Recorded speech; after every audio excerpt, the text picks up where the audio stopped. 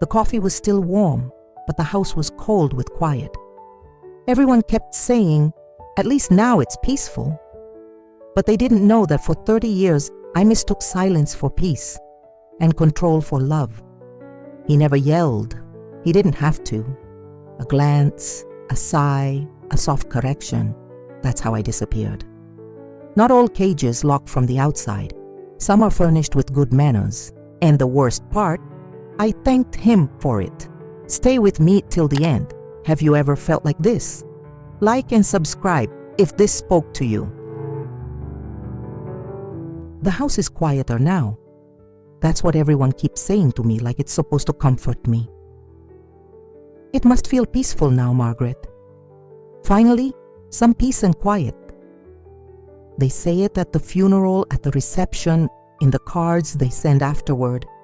They say it like they're giving me permission to feel something I'm not sure I'm allowed to feel. The truth is, I've never known what peace feels like. I only know what silence feels like. And there's a difference, one I spent 30 years learning to ignore. I'm sitting in the living room the day after the funeral. The flowers are already beginning to wilt. Pink lilies. Charles hated pink lilies. He would have said something about them being cloying, that word he used for anything that displayed too much emotion or color. So of course people brought pink lilies, lots of them. As if grief could only be expressed in the flowers he despised. The television is off. I haven't turned it on. I've gotten so used to the sound of Charles reading the newspaper or listening to the radio, controlled, measured, appropriately informed, that silence feels dangerous. Like if I don't fill it with something acceptable, I might fill it with myself. And I don't think anyone, including me, is ready for that. I hear the refrigerator hum, the pipes settling in the walls, the wind outside the window. It sounds louder than I remember. Or maybe I'm just noticing it for the first time. My daughter called this morning to check on me. "Are you okay, Mom?" she asked. And I said yes, because that's what I always say. That's what I've always said. I'm fine, I'm coping, I'm managing. The script has been so well rehearsed for 3 decades that it comes out automatically, like breathing.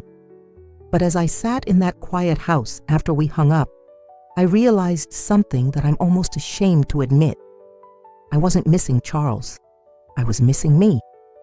Everyone in the funeral line had said the same thing. "You must be devastated. He was such a good man. So calm, so thoughtful. You'll miss him terribly."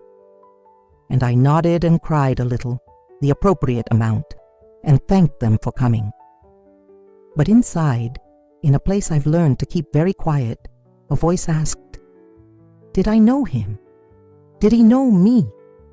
Or did we just spend 30 years keeping each other company while remaining complete strangers?" The question terrified me then. Now, sitting alone in this house that suddenly belongs only to me, it feels like the first honest thing I've thought in decades. I met Charles at a library book club. I was 30 years old, and I'd spent the previous decade convinced that no one would want me. I was too opinionated, too loud in my laughter, too prone to speaking without thinking. My mother had mentioned this regularly. So had my aunts. Even my friends seemed to suggest gently that I should perhaps be quieter, more agreeable, less much. When Charles approached me after the meeting to discuss the book, I was immediately struck by his composure. He had opinions, strong ones, but he delivered them in such a calm, measured way that they felt less like opinions and more like facts. He wasn't raising his voice to prove a point. He didn't need to. His certainty was so complete that disagreeing with him felt almost rude. "You have interesting thoughts," he said to me, "even if they're a bit scattered, but I can see potential there. Potential. Like I was a project waiting to be refined." I fell in love with that, with him, with the idea of being made into something more acceptable. Our first year of marriage was intoxicating. He had opinions on everything. What I should read, what I should wear, the proper way to entertain guests, the right kind of ambition to have. And instead of feeling constrained, I felt guided, seen, like someone was finally showing me the blueprint for becoming acceptable. "You have such a tendency toward exaggeration," he'd say after I'd tell a story at dinner. "Let me rephrase that more accurately." And he would. And his version was always flatter, less colorful, but somehow more right than mine. "Your laugh is quite loud," he'd observe when I was enjoying time with my girlfriends. "You might want to be mindful of that. It can be exhausting for others." And so I learned to laugh quieter. I learned to listen more than I spoke. I learned that being too much was my natural state, and only constant monitoring could make me acceptable. The strange thing is, I genuinely believed he was helping me. There was never a moment where he forbade me to do something. There was never a fight that made it clear I was being controlled. It was all much softer than that. It was the gentle redirection of someone who seemed to know me better than I knew myself. "You don't really enjoy painting, do you?" he'd ask when I'd mention an art class. "You're just doing it to fill time. Why don't you focus on something more meaningful, like reading about current events? That's a better use of your energy." And I'd think about it and I'd realize, or convince myself, that he was right. I didn't really enjoy painting. I was just being indulgent. "Your friend Susan seems rather negative, don't you think?" he'd mention casually. "I'm not sure she's a good influence." "Why don't you see her less? I'd much prefer evenings with you at home, quality time." And I'd cancel plans with Susan, and she'd stop calling. And eventually, I was home most evenings, and Charles would read the paper or listen to the radio, and I would sit quietly with my needlework, and he would occasionally compliment me for being such good company, so restful. The truth I didn't understand then, but understand now, is this: I wasn't being made into something better. I was being made into something smaller. But it happened so gradually, so gently, that I mistook the diminishment for refinement. I mistook compliance for peace. I mistook silence for love. Years blur into one another. I can't tell you when I stopped painting. I can't tell you the exact moment I stopped calling my mother so often, or when my circle of friends became just two people, both of them women Charles approved of, both of them equally quiet in his presence. What I can tell you is that there were moments, specific moments where I felt something crack inside me, and I pressed it down so hard it stayed cracked. There was the time I mentioned wanting to take a pottery class. Charles had listened politely, then said, "That seems like a waste of money and time, and you'd come home covered in clay, which would be messy. I don't see the appeal." I didn't take the pottery class, but for weeks afterward, I dreamed about clay on my hands, about creating something tangible, about the smell of it. I dreamed about the version of me that was allowed to want things. There was the time my sister called with news that she'd gotten a promotion at work, and I'd been genuinely excited for her. "That's wonderful," I'd said on the phone. Later, Charles had asked why I seemed so energized by someone else's accomplishment, and wouldn't it be more appropriate to focus on my own contributions to the household? I wasn't working. He preferred it that way. So what did I have to contribute? Maybe I should think about that instead of getting caught up in other people's drama. There was the time I wore a green dress, a dress I'd owned for years, a dress I actually loved, to dinner with his colleagues. Charles had asked, with that particular tone of curiosity he used when correcting me, where I'd gotten the idea that green was flattering on my complexion. Didn't I think it made me look sallow? Wouldn't blue be better? The next time I wore that dress, it was in our bedroom in private, and I looked at myself and tried to see what he saw. I couldn't tell anymore. My own reflection had become a question I needed someone else to answer. There was the time, I must have been in my 50s by then, when I looked at my hands and realized I did not recognize them. They were someone else's hands. Someone else's life was being lived in this body, and I was just observing it, distanced, making sure not to make too much noise. Charles wasn't cruel. That's what I kept telling myself. He never raised his voice. He never called me names. He never did anything that would have made me look at my friends and say, "My husband is abusive." He was just disapproving, constantly, quietly disapproving. In the way he'd glance at me when I spoke too enthusiastically. In the way he'd sigh when I suggested going out instead of staying home. In the way his face would settle into an expression of faint disappointment whenever I did anything that was just for me. I learned to move through the house like a ghost, quietly, carefully, always aware of his mood, always anticipating what might disappoint him, always ready to apologize for wanting things. And the cruelest part, I convinced myself this was love. That someone who cares about you shapes you, molds you, makes you better. That his constant surveillance of my behavior was evidence that he paid attention. That his dismissal of my opinions was wisdom, not cruelty. I became a woman I didn't recognize, but I told myself I was becoming a better woman, a quieter one, a more appropriate one, a woman who fit.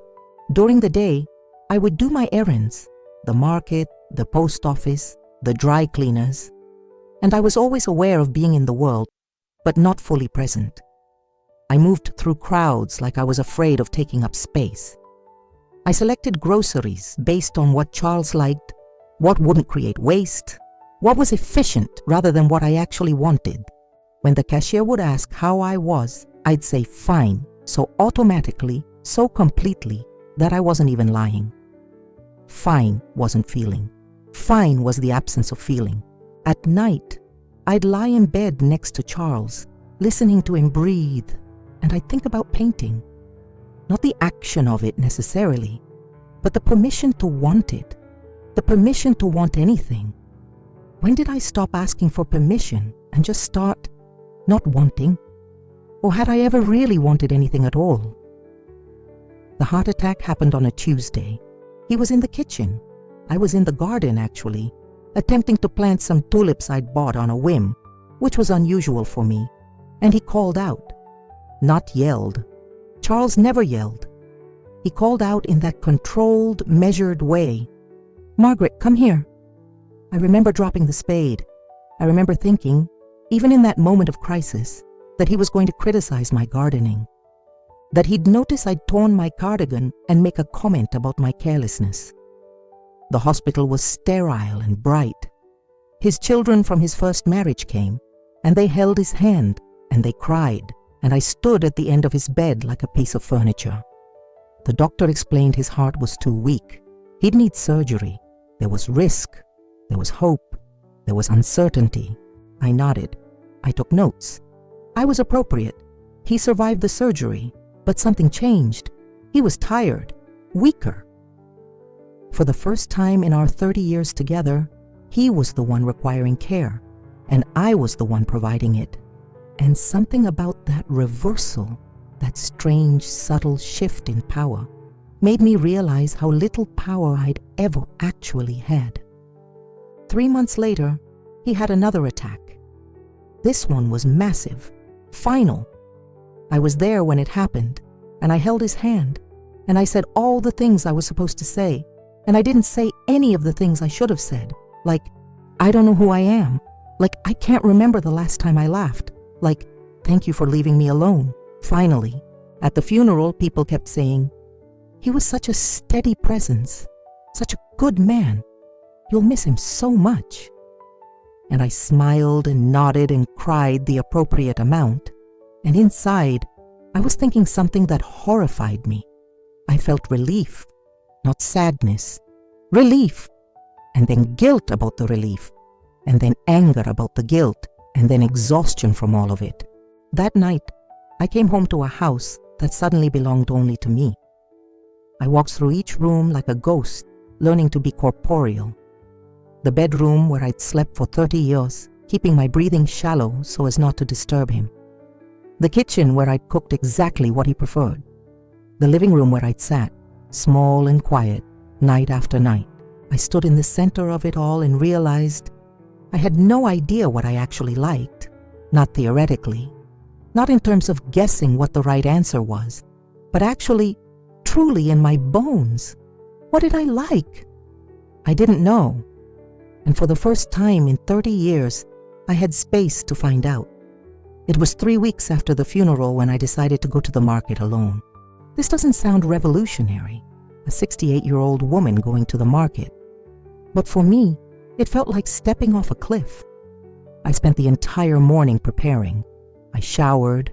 I selected a dress, not the blue one he'd preferred, not the neutral colors that had accumulated in my closet. I selected the green dress, the one he'd said made me look sallow. I stood in front of the mirror for what must have been 20 minutes, looking at myself in green, trying to see what he saw. I still couldn't, but I wore it anyway. The market was exactly the same as it had always been. The same produce stands, the same fluorescent lights, the same tired cashiers, but I was different. I felt like I was walking through a foreign country with the language barely memorized. I took a cart. Even that felt deliberate, like I was claiming space, and I walked toward the vegetables. And then I stopped. Because I realized I didn't know what to select.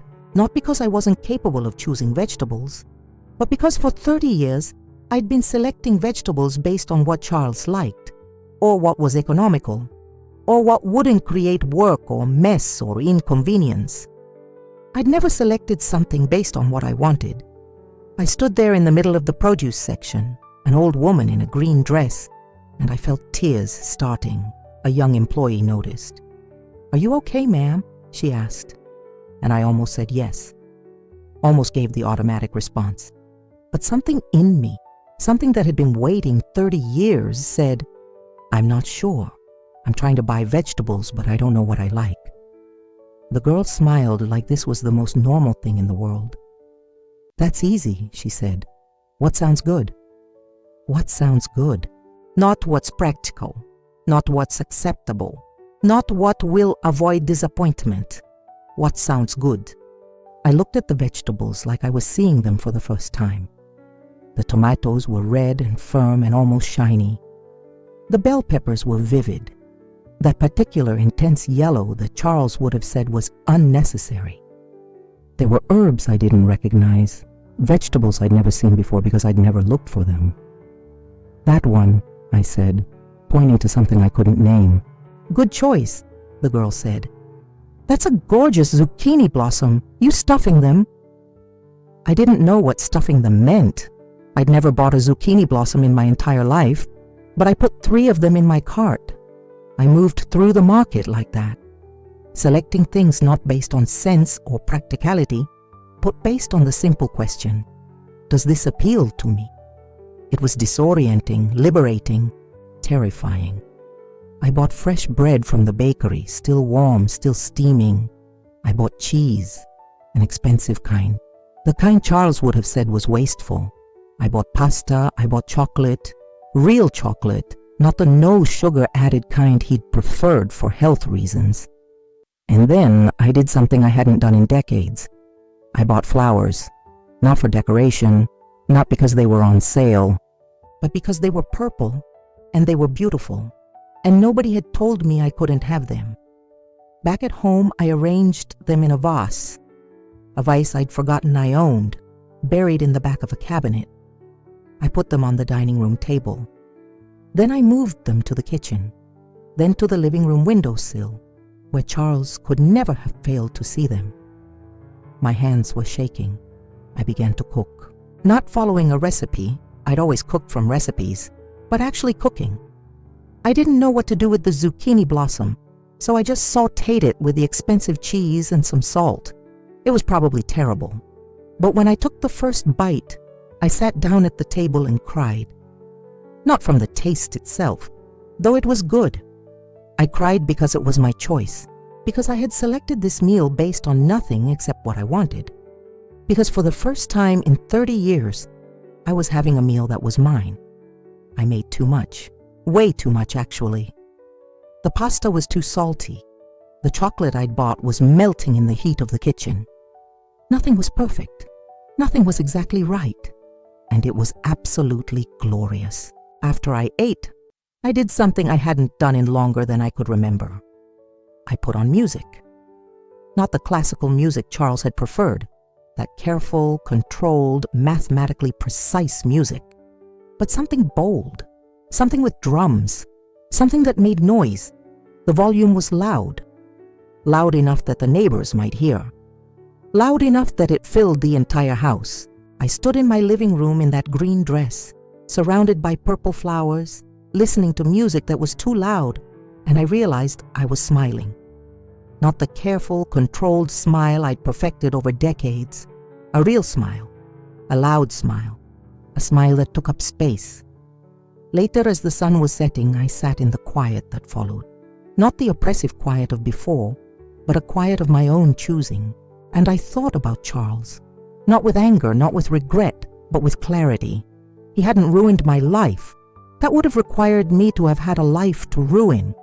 What he'd done, what we'd done together, was something quieter and more insidious. We'd both agreed, without ever speaking about it, that my existence should take up as little space as possible, and I'd agreed to that. For 30 years, I'd agreed. But I didn't have to agree anymore.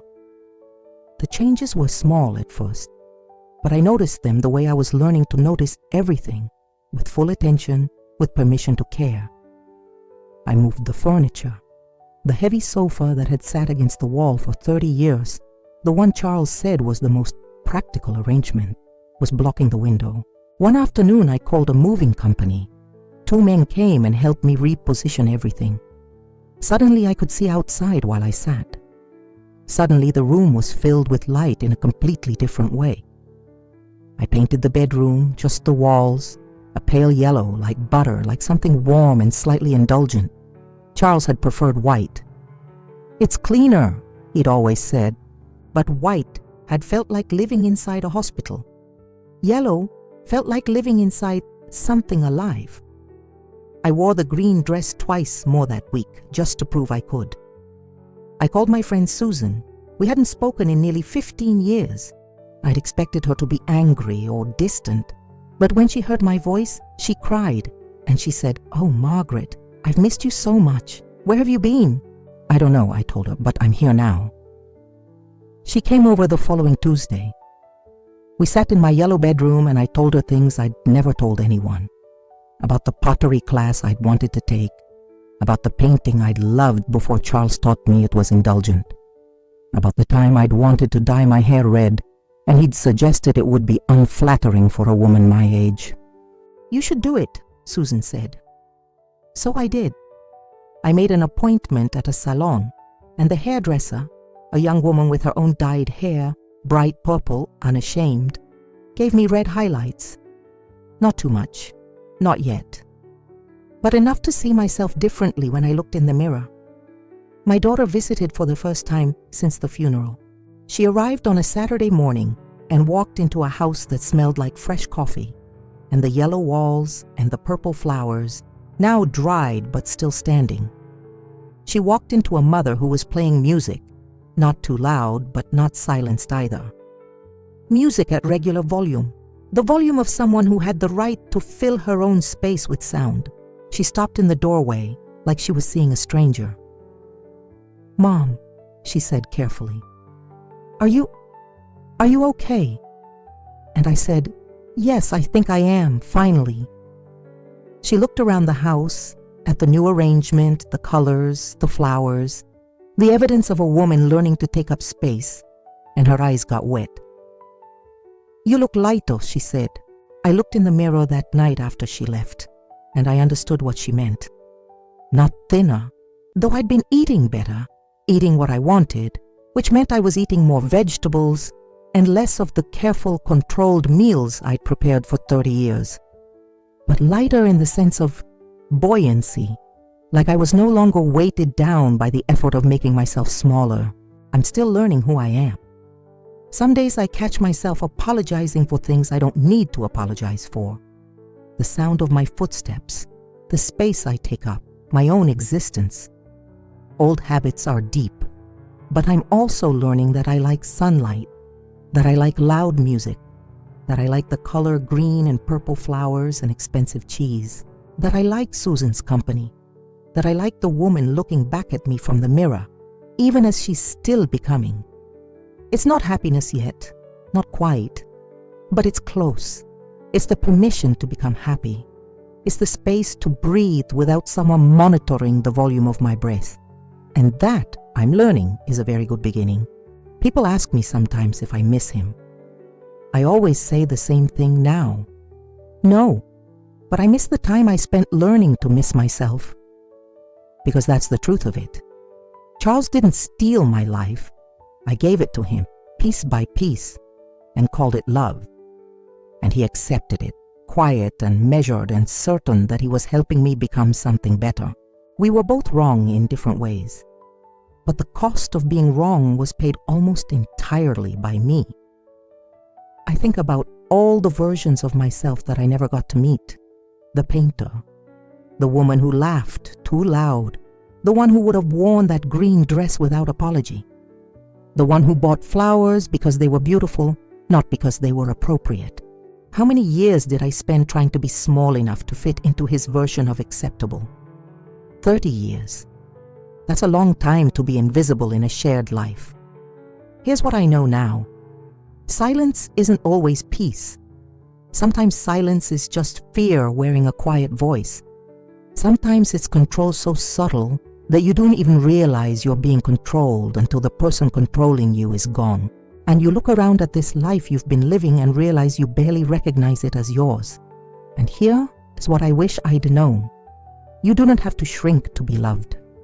You don't have to make yourself smaller to keep someone comfortable. A person who truly loves you will make room for all of you, the loud parts and the colorful parts and the parts that take up space. I spent 3 decades learning to be quiet. I'm spending whatever time I have left learning to be heard, even if it's just by myself. How many years of our lives do we surrender just to be called not difficult? How many times do we silence ourselves to keep someone else comfortable? How much of ourselves do we erase before we realize we've erased the only person we truly needed to keep? Ourselves. If you're reading this and something resonates, if you've spent years making yourself smaller, editing your voice, apologizing for existing, I want you to know something. It's not too late to remember who you were before someone taught you to be quiet. You don't have to wait until someone dies to give yourself permission to live. You can start now. You can move the furniture. You can buy the flowers. You can wear the green dress. You can turn up the music. You can take up space.